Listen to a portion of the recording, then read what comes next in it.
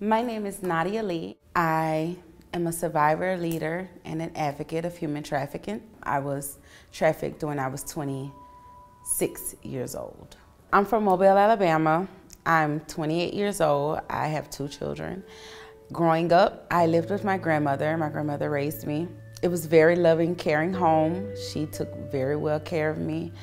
I always had top-notch grades. I graduated with a 3.8 GPA, number 9 in my class, honors, and academic endorsements.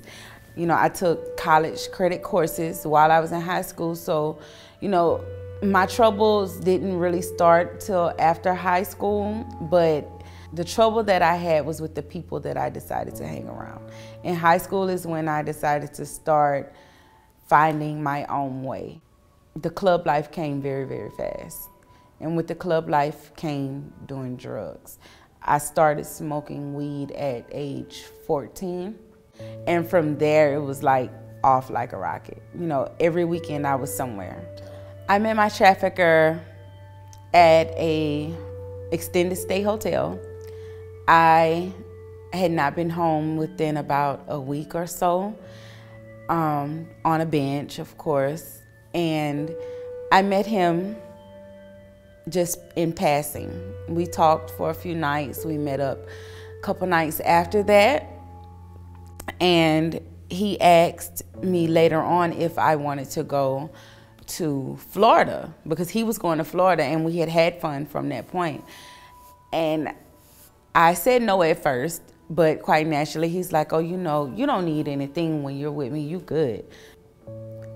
Me thinking that this was someone who liked me.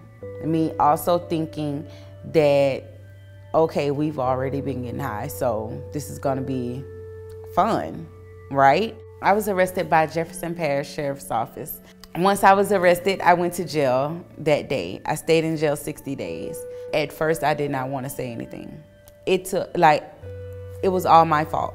Everything that I did it because I wanted to do it. I made the decision to go into the strip clubs and dance. I made the decision to post on Backpage, even though I was with a bunch of other women that I knew nothing about.